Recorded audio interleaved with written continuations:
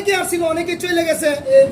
মির্জা ফখরুল ইসলাম আলমগীর সঙ্গে ওনার সঙ্গে জরুরি মিটিংয়ে গাজীপুরের প্রোগ্রাম সম্পূর্ণ ক্যান্সেল করে দিয়েছে। উপস্থিত হয়েছেন থানা নির্যাতিত নেতা জনাব নুরুল ইসলাম সরকারের সুযোগ্য সন্তান জনাব সরকার শাহরুখ রনি ভাই আমাদের মাঝে উপস্থিত হয়েছেন।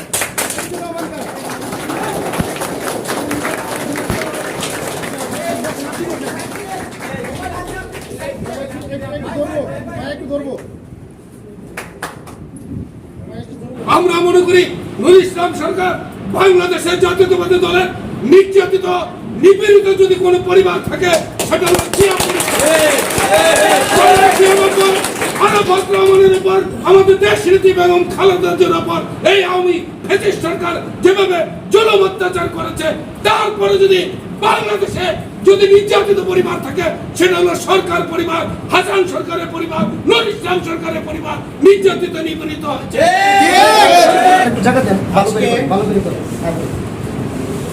আমরা যার জন্য অপেক্ষা করছিলাম আব্দুল সালাম চাচা অন্য একটা মিটিংয়ে ব্যস্ততার কারণে আসতে পারে নাই।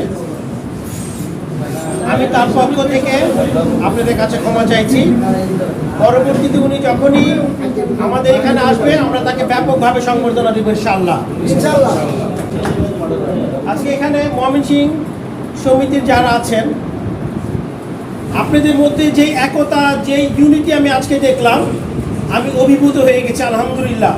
এত সুন্দর সমন্বয় বা এত সুন্দর পরিবেশ দেখে কথা বলি।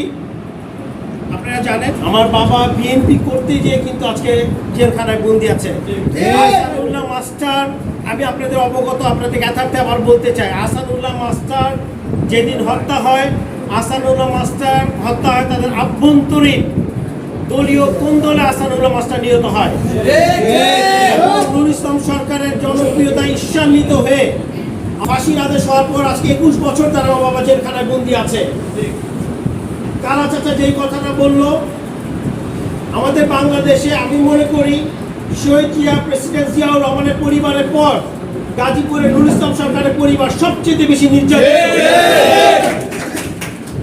আমার বাবার সাথে আমার যখনই কথা হয় সকলের কাছে দোয়া চাই। আসলে আমার বাবা বলছে, বাবা আমি বের হতে পারবো কিনা। আপনারা কালা চাচা একটা কথা বলেছে, 5ই আগস্টের পর সকলেই বের হয়ে যাচ্ছে, আপনারা দেখেছেন। আমরা চেষ্টা চালিয়ে যাচ্ছি।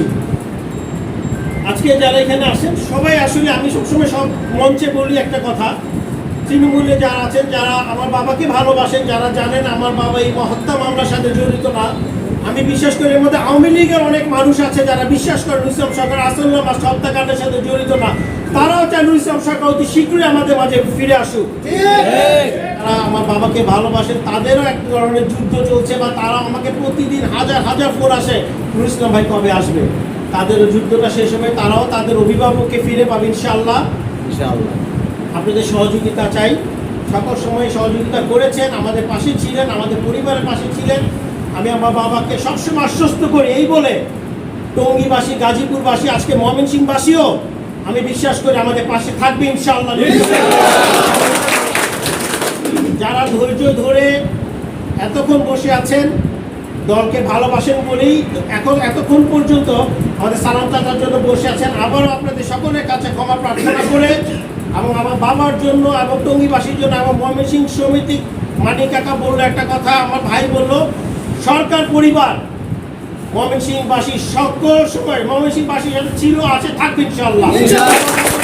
সকলের কাছে দোয়া চেয়ে কৃতজ্ঞতা প্রকাশ করে আমি আমার কথা এখানে শেষ করছি। ধন্যবাদ। আসসালামু আলাইকুম।